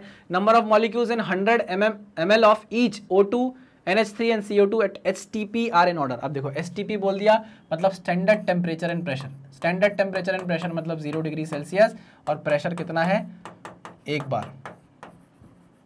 प्रेशर कितना है, एक बार। STP NTP होता तो टेम्परेचर होता आपका 20 डिग्री सेल्सियस, प्रेशर होता एक बार, ठीक है ना। चलो क्लियर है, हाँ सर, चलो वेरी गुड। तब वो बोल रहा है भाई टेम्परेचर प्रेशर फिक्स कर दिया, अगर टेम्परेचर प्रेशर फिक्स कर दिया है, वॉल्यूम सेम है, वॉल्यूम इक्वल है सारी गैसेस का, तो नंबर ऑफ मॉलिक्यूल्स भी क्या होंगे भाई, सेम होंगे। तो आंसर ये होना चाहिए कि नहीं होना चाहिए, ठीक है। चलो वेरी गुड, आगे आ जाओ आगे चलें भैया, आगे चलें, बहुत सारी चीजें पढ़नी है। Next is equation of state, यानी कि आइडियल गैस इक्वेशन। बहुत ही शानदार चीज आ गई है, इक्वेशन ऑफ स्टेट यानी कि ideal gas equation. Ideal gas equation, ideal gas equation, ठीक है, जो कि होती है PV is equals to nRT। एक खास बात इसकी ये है कि आप देखोगे ना तो इसके अंदर आपको क्या क्या दिखाई देगा। देखिए अगर मैं बात करूं तो pressure is equals to nRT by volume लिखा जा सकता है क्या। ध्यान से देखोगे अगर तो ये कौन सा, अगर टेम्परेचर कांस्टेंट रख दिया, अगर टेम्परेचर कांस्टेंट रखा तो ये कौन सा लॉ है, टेम्परेचर अगर कांस्टेंट रखा तो ये कौन सा लॉ है, ये बॉयल्स लॉ है। आई बात समझ में, हाँ सर समझ में आई, अरे हाँ कि ना, ठीक है सर। अगर मैं बोलूं कि V को इधर ही रहने दो, nRT बाय P, और अगर प्रेशर कांस्टेंट कर दूं तो आप देख सकते हो V is directly proportional to T भी है। ये कौन सा लॉ है, ये कौन सा लॉ है, ये चार्ल्स लॉ है। समझे कि नहीं समझे, हाँ सर बिल्कुल समझे, है ना। अब भैया हमने बोला था कि volume is directly proportional to number of molecules. हमने नहीं बोला था, क्या नाम है उनका यार, भाई साहब का नाम क्या था, एवोगैड्रो भाई साहब। नंबर ऑफ मॉलिक्यूल्स, अब नंबर ऑफ मॉलिक्यूल्स क्या है, नंबर ऑफ मॉलिक्यूल्स मिलकर क्या बनाते हैं, मोल बनाते हैं, है ना। तो हम ये भी बोल सकते हैं कि volume is directly proportional to number of moles, है ना, नंबर ऑफ मोल्स, हाँ कि ना, हाँ सर। तो अब आप ये देख ही तो रहे हो भैया, यहाँ अगर आप ध्यान से देखो तो volume is directly proportional to n भी है, नंबर ऑफ मोल्स भी है, तो एवोगैड्रो की हाइपोथेसिस भी यहाँ आ गई है। तो डिफरेंट टाइप के आइडियल गैस लॉज मिलकर क्या बना रहे हैं, आइडियल गैस इक्वेशन बना रहे हैं। बात समझ में आई, हाँ सर समझ में आ गई है। चलो इसलिए हमको लॉज को पढ़ना जरूरी था। चलिए अब PV is equal to nRT को जरा समझ लेते हैं। तो यहाँ पे P क्या है भाई, प्रेशर है, P क्या है भाई, प्रेशर है, आप भी जानते हो। अगर प्रेशर आप एटमॉस्फेरिक में रखते हो, एटमॉस्फेयर में रखते हो, तो वॉल्यूम आपको किस में रखनी पड़ेगी, this is your volume. Volume आपको किस में रखनी पड़ेगी, लीटर में रखनी पड़ेगी। n क्या है, n is the number of moles, number of moles, ठीक है। r क्या है, r is the universal gas constant, universal gas constant, ठीक है सर। यूनिवर्सल गैस कांस्टेंट है जिसकी वैल्यू अगर आपने यहाँ पे एटमॉस्फेयर में प्रेशर रखा है, वॉल्यूम लीटर में रखी है, तो इसकी वैल्यू आपको रखनी पड़ती है 0.082 एटमॉस्फेरिक लीटर पर मोल केल्विन, ठीक है ना, ये इसकी यूनिट है। और ये बचा हमारा एक अकेला खिलाड़ी जो क्या है, टेम्परेचर, जो कि है टेम्परेचर किसमें, एब्सोल्यूट वैल्यू में, केल्विन में। टेम्परेचर किसमें है, केल्विन में। सर लेकिन हमने तो ये R की वैल्यू कहीं, R की जो यूनिट देखी थी वो तो जूल पर मोल केल्विन में देखी थी, जूल पर मोल केल्विन में देखी थी। तो भाई वो तब होगी जब आप यहाँ पर प्रेशर किस में रखो, अगर आप प्रेशर न्यूटन पर मीटर स्क्वायर में रखते हो तो यहाँ पर वॉल्यूम आपको मीटर क्यूब में रखनी पड़ेगी, ठीक है, हाँ कि ना सर, हाँ। और उस केस में आपको R क्या रखना पड़ेगा, R की वैल्यू रखनी पड़ेगी 8.314 जूल पर जूल, जूल पर मोल केल्विन। आई बात समझ में, हाँ सर, जूल पर मोल केल्विन, क्लियर, हाँ सर एकदम क्लियर है ना। तो यहाँ पर यूनिट का अंतर है, ध्यान से देखना, मैंने रेड कलर से जो लिखा है वो आपको समझना पड़ेगा कब लगाना है, जो मैंने वॉयलेट कलर से लिखा है वो आपको समझना पड़ेगा कब लगाना है, ठीक है ना। आइडियल गैस इक्वेशन कैसे आई ये भी मैं आपको बता चुका हूं, मर्ज करके आई है हमारे आइडियल गैस लॉस को। कोई बात, कोई दिक्कत, कोई परेशानी यहाँ पर आपको नहीं? सर हमको कोई भी परेशानी यहाँ पर नहीं है। इसको इक्वेशन ऑफ स्टेट भी बोला जाता है। क्लियर? चलिए आगे बढ़े। हाँ सर आगे बढ़ते हैं। क्लियर कर दूं? बहुत इंपॉर्टेंट चीज थी भाई जो हमने समझ ली है, आगे बढ़िए। अब हमको डेंसिटी ऑफ गैसेस के फॉर्मूले जरा देखना है यार, हाँ डेंसिटी ऑफ गैसेस के फॉर्मूले जरा देखना है। कोई बड़ी भारी चीज नहीं है, छोटी सी ही चीज है। हो सकता है आप में से बहुत सारे लोगों ने इसको पढ़ भी रखा हो। देखो PV is equal to NRT हम जानते हैं, जानते हैं? हाँ सर जानते हैं। अब देखो PV is equal to NRT में नंबर ऑफ मोल्स कैसे निकालते हो आप भाई? Mass upon molar mass, mass upon molar mass, हाँ कि ना? अरे हाँ कि ना? हाँ sir, small m upon capital M। तो यहाँ पर मेरा दिमाग थोड़ा सा चला और मैंने स्मॉल, यहाँ पर n की जगह मैंने क्या पुट कर दिया? m upon capital M into R into T। और फिर मेरा मन किया कि मैं PV को इधर ले जाऊं, PM को इधर ले जाऊं कैपिटल M को, और स्मॉल m की जगह स्मॉल m के नीचे V लिख दूं और इसको RT लिख दूं। RT को खाली यहाँ क्यों पड़े रहने दूं, RT भी इधर ले जाता हूँ। तो मैंने बोला यार इस चीज़ को तो मैं जानता हूँ, यही चीज तो मेरी डेंसिटी बनने वाली है। मैंने कहा हाँ हाँ हाँ हाँ हाँ बिल्कुल। तो डेंसिटी इज इक्वल टू किसके बराबर आ गई भाई? PM अपॉन RT के बराबर आ गई। अगर किसी को इस बात से दिक्कत ना हो तो बजाओ ताली। काम की इक्वेशन है भाई, बहुत काम की इक्वेशन है, बहुत काम की इक्वेशन है। इसमें अब आप P क्या रखोगे? इसमें अब आप जो प्रेशर रखोगे वो रखोगे किसमें? SI यूनिट में। अरे अरे अरे अरे ये क्या हो गया? ये क्या हो गया? चलिए P आप किस में रखोगे? P आप रखोगे न्यूटन पर मीटर स्क्वायर में, SI यूनिट में। मास आप रखोगे केजी में, मास आप रखोगे किसमें? केजी में, ठीक है। ये आप रखोगे किसमें? अपना 8.314 जूल पर मोल केल्विन में, हाँ कि ना? हाँ सर। और टेम्परेचर आप किसमें रखोगे? आप टेम्परेचर रखोगे केल्विन में। तब जाके डेंसिटी आपकी जो आएगी वो किसमें आएगी? केजी पर मीटर क्यूब में आने वाली है। ध्यान से समझे कि नहीं समझे? हाँ आगे। अब यार यहाँ ना मेरा दिमाग चलने लगा बहुत तेजी से। क्या सर यहीं चल रहा था क्या? इससे पहले नहीं चल रहा था क्या? अरे चल रहा था, लेकिन यहाँ बहुत तेजी से चला। क्या? देखो ये क्या थी भाई? ये चीज़ क्या थी? ये हमारा मोलर मास था कि नहीं था? हाँ सर ये हमारा मोलर मास था, है ना। और आप जानते हो कि जो मोलर मास होता है वो क्या होता है? किसके बराबर होता है मोलर मास? मोलर मास, यहाँ थोड़ी सी केमिस्ट्री लगेगी भाई, केमिस्ट्री पढ़कर आना। मोलर मास जो होता है वो होता है एक मॉलिक्यूल का mass, mass of one molecule, mass of one molecule, mass of one molecule into क्या? Avogadro number. क्या? Avogadro number. अब एवोगैड्रो नंबर क्या होता है? कमेंट बताओ, कमेंट में जल्दी बताओ मुझे एवोगैड्रो नंबर की वैल्यू कितनी होती है, ठीक है। ओके, तो मैंने बोला यार यहाँ मोलर मास अगर मुझे नहीं चाहिए तो थोड़ा सा डेंसिटी का फॉर्मूला बदला भी तो जा सकता है। कैसे? P इंटू एम की जगह मैं क्या लिख दूं? Small m into Avogadro number, ठीक है ना, divided by R into T. यहाँ ये चीज जब मैंने देखी तो मेरा दिमाग ना और तेज चलने लगा। मैंने बोला इस Na को सर उठा के मैं इसके नीचे लिख दूं क्या? अगर आपकी इजाजत हो तो, नहीं तो नहीं लिखूंगा सर। मैंने कहा इजाजत है, इजाजत है। आपने यहाँ तुरंत लिख दिया। फिर आपने मुझसे बोला कि सर ये जो R अपॉन Na होता है ना, इसको तो मैंने कहीं ना कहीं देखा है, जिसको आप बोल्ट्जमैन कांस्टेंट बोलते हो सर। क्या बोलते हो? Boltzmann constant. बोल्ट्जमैन कांस्टेंट क्या बोलते हो आप? बोल्ट्जमैन कांस्टेंट बोलते हो, ठीक है। वैल्यू कितनी होती है इसकी? 1.038 sorry 1.38 into 10 to the power -23 joule पर केल्विन। कोई दिक्कत नहीं सर? कोई दिक्कत नहीं है ना। तो यहां पर जब आपने R अपॉन Na लिखा, ये HA लग रहा होगा, HA नहीं है, ये Na है। R अपॉन Na जब आपने देखा, ये है एवोगैड्रोज नंबर, है ना, एवोगैड्रोज नंबर। इसको आपने K बोला तो मेरा मन किया कि मैं इसको K लिख देता हूं। तो मैंने बोला अरे बहुत ही बढ़िया यार, P into M upon K into T, हाँ कि ना? हाँ सर। अब देखो इसकी यूनिट जूल पर केल्विन है तो टेम्परेचर भी केल्विन में जाना चाहिए। यहाँ जूल है मतलब न्यूटन, मीटर है तो यहाँ पर आपको न्यूटन पर मीटर स्क्वायर रखनी पड़ेगी वैल्यू प्रेशर की।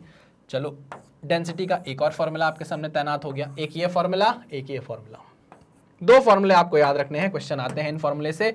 यहाँ पर प्रेशर आप किस में रखोगे? न्यूटन पर मीटर स्क्वायर में।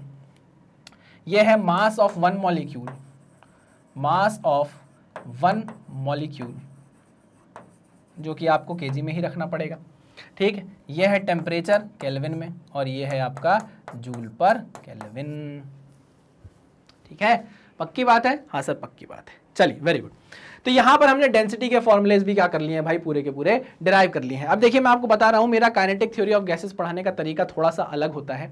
मैं इसमें एनसीईआरटी को पकड़कर नहीं चलता, मैं खासकर मैं अपनी बात कर रहा हूं। पढ़ाऊंगा मैं आपको सब कुछ, लेकिन मैंने आपको क्या बोला, इससे जितना इंपॉर्टेंट है हम उतना ही ग्रास्प करेंगे, ज्यादा डीप में घुसने की कोशिश नहीं करेंगे क्योंकि उतना हमारा काम नहीं है अभी।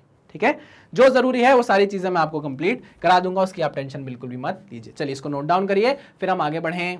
आगे बढ़ें, बढ़ो सर, बढ़ो बढ़ो बढ़ो। क्लियर? नेक्स्ट। ओह नेक्स्ट तो क्वेश्चन आ गया, two vessels separately contained two ideal gases. अच्छा, A and B at the same temperature, जो है काम का वो लिख लेता हूं, सेम टेम्परेचर है, कंटेन टू आइडियल गैसेस। ठीक है, the pressure of A being twice that of B, pressure जो ए का है वो बी से डबल है। Under such conditions the density of A is find to be 1.5 times the density of B, the ratio of molecular weight of A and B. कोई दिक्कत नहीं, density of A is equals to P molecular weight. ठीक है, P A M A upon R T A. ठीक है, and density of B is equals to P B M B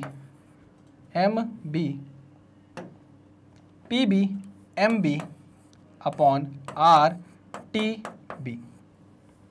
ठीक है ना, रेशो निकालना है हमको, रेशो ऑफ मॉलिक्यूलर वेट। तो चलो डेंसिटी के बारे में क्या बोला गया है, density of A is found to be 1.5 times the density of B. चलो रेशो ले लेते हैं हम, तो density of A upon density of B is equals to, pressure के बारे में क्या बोला गया है, सेम टेम्परेचर बोला गया है। अच्छा, सेम टेम्परेचर बोला गया है, pressure of A being twice that of pressure of B, ये बोला गया है। ठीक है, और टेम्परेचर सेम बोला गया है। चलिए लिखते हैं, तो P A into M A divided by R T A, इसको मल्टीप्लाई कर लीजिए किससे, आर टी बी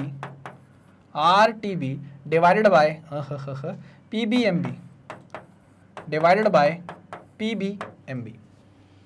ठीक है, चलिए आगे देखिए, इसको सॉल्व करते हैं। देखो डेंसिटी ऑफ ए जो है वो क्या है, 1.5 times of density of B है, और pressure of A is twice of pressure of B है। ये लो भाई, ओके, आर कांस्टेंट है, टेम्परेचर बराबर है, तो T A T B cut जाएगा, कांस्टेंट टेम्परेचर बोला गया है। चलो पी बी से ये पी बी चला गया, डेंसिटी से ये डेंसिटी चला गया, तो 1.5 is equals to 2 times of M A upon M B. तो ये कितना हो जाएगा भैया, कितना हो जाएगा, ये हो जाएगा, अच्छा 1.5 को आप क्या बोल सकते हो, 3/2 बोल सकते हो क्या, बोल सकते हो? हाँ सर बोल सकते हैं। तो 2 को उठाओ, यहाँ ले आओ, 3/4 हो गया। तो M A upon M B कितना आ गया, molecular weight of A and B कितना आ गया, 3/4। आंसर आपका डन। क्लियर है? चलिए नोट डाउन करिए, आगे बढ़ेंगे फिर। चलो भाई आगे बढ़े।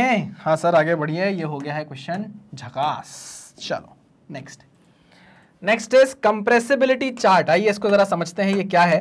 तो देखो आइडियल गैस और रियल गैस के बिहेवियर को समझने के लिए ही कंप्रेसिबिलिटी चार्ट की बात की जाती है, जहां पर आप प्रेशर से समझते हो कि रियल गैस और आइडियल गैस का बिहेवियर कैसे चेंज हो रहा है। देखो समझना बात को, हम जानते हैं PV is equals to nRT होता है कि नहीं होता? अच्छा, एन अगर मैं बोल दूं कि नंबर ऑफ मोल्स कितने हो गए, 1, एन की वैल्यू मैंने 1 मोल रख दी, तो PV is equals to RT हो गया कि नहीं हो गया? This implies PV by RT is equals to 1, PV by RT is equal to 1। ठीक है, कोई दिक्कत कोई परेशानी नहीं sir, PV by RT is equal to 1 हमने बोल दिया। ठीक है ना, अब ये क्योंकि आइडियल गैस इक्वेशन थी तो हम ये किसके लिए बोल सकते हैं, सिर्फ और सिर्फ आइडियल गैस के लिए बोल सकते हैं कि नहीं? ये बात सच किसके लिए है, आइडियल गैस के लिए, कि आइडियल गैस में हमेशा पीवी बाय आरटी का रेशो क्या होने वाला है, 1 होने वाला है। कई बुक्स में आपको ये चीज Z बोली जाती है, Z is equal to PV by RT, और इसको बोला जाता है कंप्रेसिबिलिटी फैक्टर, इसको बोला जाता है कंप्रेसिबिलिटी फैक्टर, है ना। पूछा जाता है कि कंप्रेसिबिलिटी फैक्टर की वैल्यू, Z की वैल्यू आइडियल गैस के लिए क्या होती है, आंसर होता है 1। ठीक है ना, अगर Z की वैल्यू 1 है आइडियल गैस के लिए, तो रियल गैस के लिए क्या होगी, रियल गैस के लिए 1 से ज्यादा 1 से कम हो सकती है, रियल गैस के लिए 1 से ज्यादा 1 से कम हो सकती है। खैर अभी हमको जानना जरूरी नहीं है, अभी जो जानना जरूरी है जरा उसके बारे में बात करते हैं। तो देखो मैं अगर इसका एक चार्ट बनाऊं आपकी आंखों के सामने, सर हमारी आंखों के सामने मत भी बनाओ तो भी चलेगा हमको, अरे यार तुम लोग यार बहुत मजाक करते हो यार, तो हम ये जानते हैं कि आइडियल गैस के लिए PV/RT का रेशो हमेशा, हम क्या करने वाले हैं, अच्छा ग्राफ किसके बीच में प्लॉट हुआ है भाई, PV/RT और प्रेशर के बीच में, और किसके बीच में, प्रेशर के बीच में, है ना, ये चीज दिमाग में रखेंगे।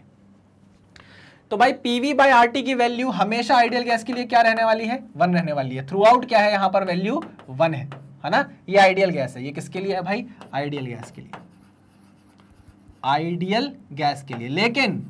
लेकिन बरखुरदार मेरी बात पूरी सुनते हुए जाना, बीच से मत चले आना, है ना। जाने मेरी जाने मन बचपन का प्यार मेरा भूल नहीं जाना रे, चलो बीच से नहीं जाना रे, पूरा सुन के जाना रे। मैंने ये बोला अगर आइडियल गैस के लिए PV/RT का रेशो 1 था, तो हमने प्रैक्टिकल किया रियल गैसेस पे और देखा भाई अगर हम T1 टेम्परेचर की बात करें, किस टेम्परेचर की बात करें, T1 टेम्परेचर पे मैंने एक्सपेरिमेंट किया, तो देखो कैसा ग्राफ बना, कुछ ऐसा सा बना, कुछ ऐसा सा बना, ठीक है ना। ये क्या है भाई, ये किसके लिए है, ये रियल गैस के लिए है। किसके लिए है, ये रियल गैस के लिए है। किस टेम्परेचर पे, किसी टेम्परेचर T1 पे, किसी टेम्परेचर T1 पे, ये किसके लिए है, रियल गैस के लिए। अब आप खुद देखो कि रियल गैस के लिए कितनी डिफरेंट वैल्यू आ रही है, कितना डिफरेंट ग्राफ आ रहा है अगर हम कंपेयर करें आइडियल गैस से। तो मैंने क्या किया, मैंने दिमाग चलाया, मैंने बोला यार टेम्परेचर बढ़ाओ जरा। मैं जानता हूं कि टेम्परेचर अगर बढ़ाते हैं ना तो रियल गैस का जो बिहेवियर होता है वो आइडियल गैस के पास पहुंचने लगता है। तो मैंने टेम्परेचर बढ़िया अच्छा खासा बढ़ाया, और जब मैंने टेम्परेचर अच्छा खासा बढ़ाया तो अब देखो क्या हुआ, ऐसा कुछ हुआ। ये क्या है, ये भी रियल गैस है, ये भी रियल गैस है अभी, लेकिन अब यहाँ टेम्परेचर क्या हो गया है, T2 हो गया है। मतलब जो T2 टेम्परेचर है वो काफी बड़ा किया हमने किससे, T1 टेम्परेचर से। आई मेरी बात समझ में, हाँ सर। तो this is for also for real gas, but अब इस रियल गैस का जो बिहेवियर है वो देखो आइडियल गैस के बहुत पास आ गया है। अच्छा, दोनों चीजों को छोड़ो, एक चीज पर फोकस करते हैं, क्या कि अगर मैं प्रेशर बढ़ा रहा हूं तो वेरिएशन आ रहा है। देखो यहां वेरिएशन, यहां वेरिएशन आ रहा है कि नहीं आ रहा है। रियल गैस का आइडियल गैस से क्या हो रहा है, बिहेवियर बदल रहा है अगर मैं प्रेशर बढ़ा रहा हूं। टेम्परेचर के साथ तो पता ही है हमको, लेकिन अगर मैं प्रेशर कम करूं, इस साइड भागूं, है ना, इस साइड भाग रहा हूं, तो अगर आप यहां देखो, इधर देखो, इतने कम प्रेशर पे आप ये देखो, दोनों ही क्या है, आइडियल गैस के लाइन के पास है। दोनों ही कहां भाग रहे हैं, आइडियल गैस की तरफ भाग रहे हैं। इसका मतलब यह है कि जब आप टेम्परेचर बढ़ा रहे हो एंड प्रेशर कम कर रहे हो, जब आप टेम्परेचर बढ़ा रहे हो और प्रेशर कम कर रहे हो, जब आप टेम्परेचर बढ़ा रहे हो और प्रेशर कम कर रहे हो, तो क्या हो रहा है, real gas tends to behave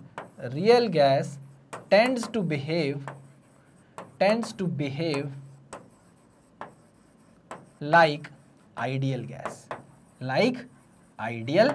gas. मेरी बात समझे कि नहीं समझे, है ना। एक चीज मैंने आपको और बताई, Z की वैल्यू 1 से कम 1 से ज्यादा भी हो सकती है। क्या हो सकती है, 1 से कम भी हो सकती है और 1 से ज्यादा भी हो सकती है। मतलब Z की वैल्यू अगर 1 से ज्यादा है या Z की वैल्यू अगर 1 से कम है तो हम बोल सकते हैं कि वो किसके लिए होगी, रियल गैस के लिए। किसके लिए होगी, रियल गैस के लिए।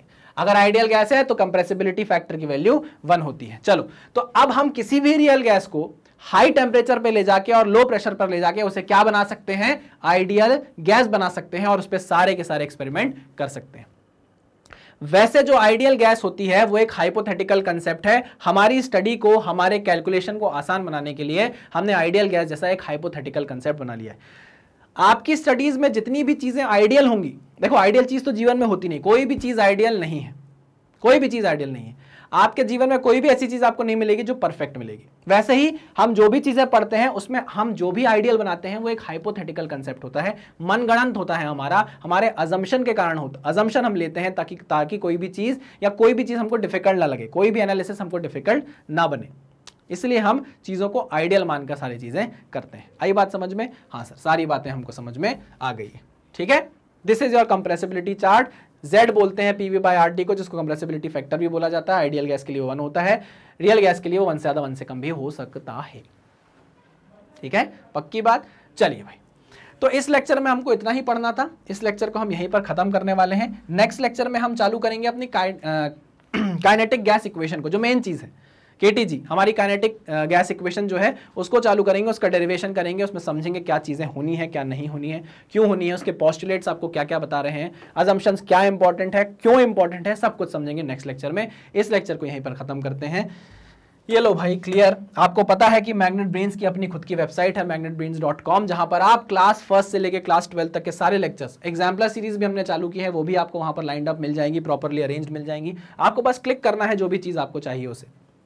मान लीजिए आपको क्लास 11 के लेक्चर्स देखना है तो देखिए यहाँ पे डिफरेंट बेस्ट फैकल्टीज आपको अवेलेबल है। मान लीजिए आपको शिप्रा मैडम से पढ़ना है, प्रिंस सर से पढ़ना है, दिगराज सर से पढ़ना है, आपको पायल मैडम से पढ़ना है, अदिति मैडम से पढ़ना है, साक्षी मैडम से पढ़ना है या मुझसे पढ़ना है, आप वहाँ पर क्लिक करेंगे। आपने मान लीजिए फिजिक्स पढ़ने के लिए क्लिक किया मुझ पर, तो मैं आपको यहाँ पर दिख जाऊंगा। ये देखो कितने सारे लेक्चर्स मेरे आपको प्रॉपरली अलाइंड है। अब आपको कंसेप्ट ऑफ फोर्स पढ़ना है, आप क्लिक करोगे, मैं यहाँ आपको पढ़ाता हुआ दिख जाऊंगा, है ना। मैग्नेट ब्रेन्स की सबसे अच्छी बात यही है कि हम फ्री ऑफ कॉस्ट एजुकेशन देने में बिलीव करते हैं और क्वालिटी से कॉम्प्रोमाइज नहीं करते, क्वालिटी अपनी टॉप नॉच ही रखते हैं, है ना। कोई सब्सक्रिप्शन मॉडल नहीं है, कोई कोड नहीं है, कुछ नहीं है, बस आना है, देखना है, पढ़ना है, कमेंट करना है, अच्छा है बताना है और क्या करना है। हम जो मेहनत आपके लिए कर रहे हैं, हम चाहते हैं कि हम भी थोड़ा सा मोटिवेटेड रहें, है ना। जब आप 8th में थे, जब आप 10th में थे, जब मेरे टाइम्स बोर्ड होता था तो मम्मी पापा बोलते थे ना कि 90% ले आ, साइकिल दिला दूंगी, ये ले लेते को गाड़ी दिला दूंगी, है ना। तो वो मोटिवेशन रहता था आपके लिए मेहनत करने के लिए। वैसे ही हमको भी अगर मेहनत करनी है तो हमको मोटिवेशन चाहिए।